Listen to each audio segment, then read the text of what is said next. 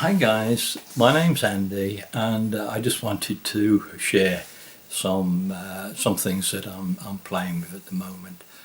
All my life I've loved things mechanical and electronic, and I love designing and making electromechanical devices. In my working career I've designed and manufactured many electromechanical machines for use in industrial and scientific applications, or things like machines for used in the automotive industry and in the food industry, machines for continuous mass production, as well as special purpose machines used in scientific research.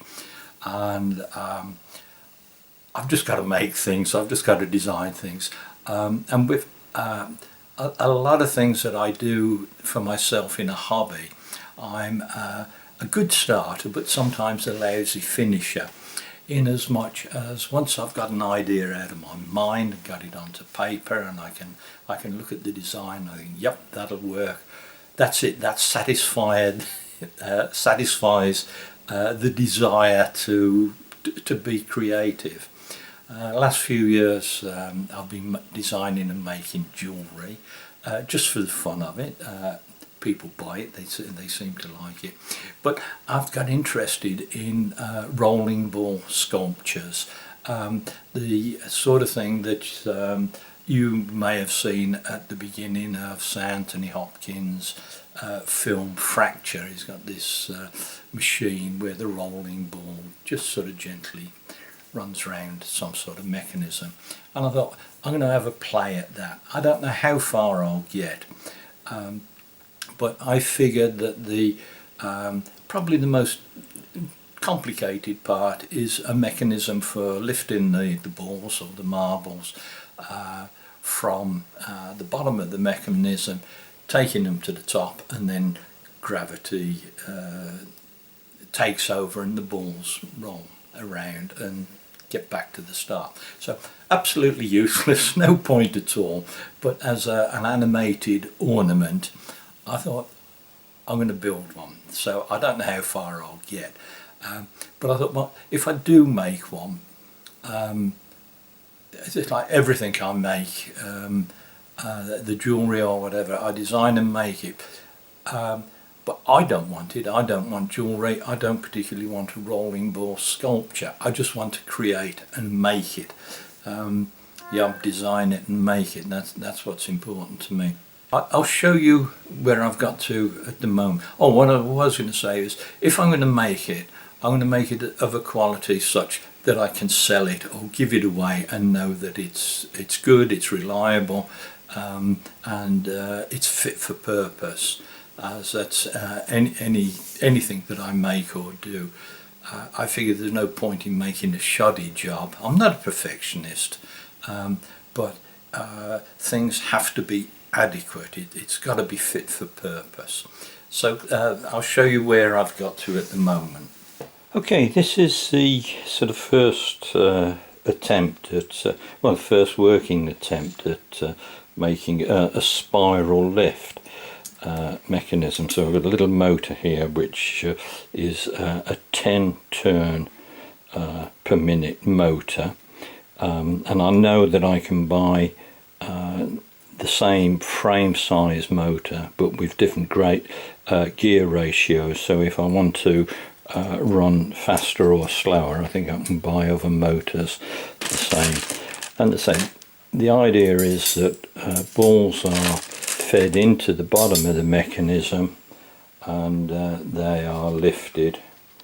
See if I can zoom in, subject to the limitations of the focus of this thing.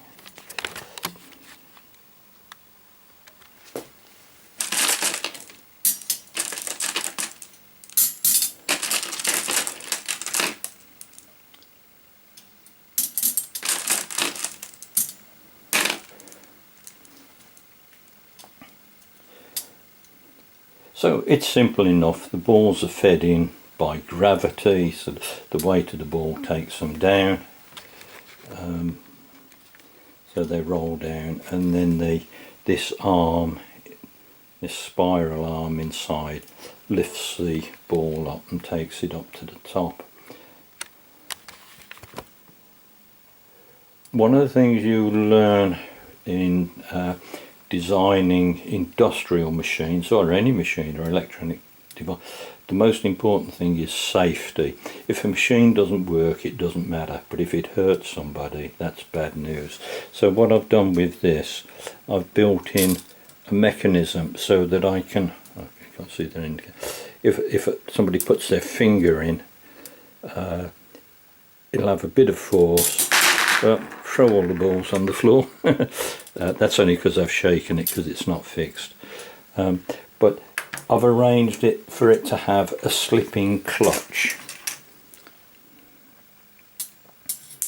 so that if something happens, a pussycat comes along and gets jammed in it, or a child's finger, the mechanism will stop.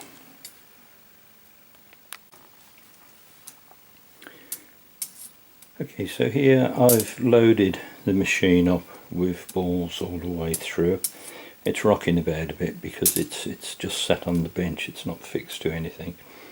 And obviously in a finished machine, balls will be brought up to the top, roll round the mechanism, and they'll be decanted back to the bottom, and so it becomes a continuous process.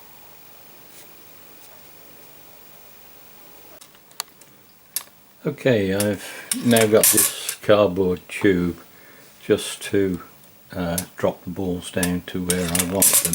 All I'm doing here is exercising the mechanism and making sure there are no surprises. As I say, this will be part of a larger machine or sculpture, and it's just a bit of fun at the moment, so I'm just playing with this and enjoying it.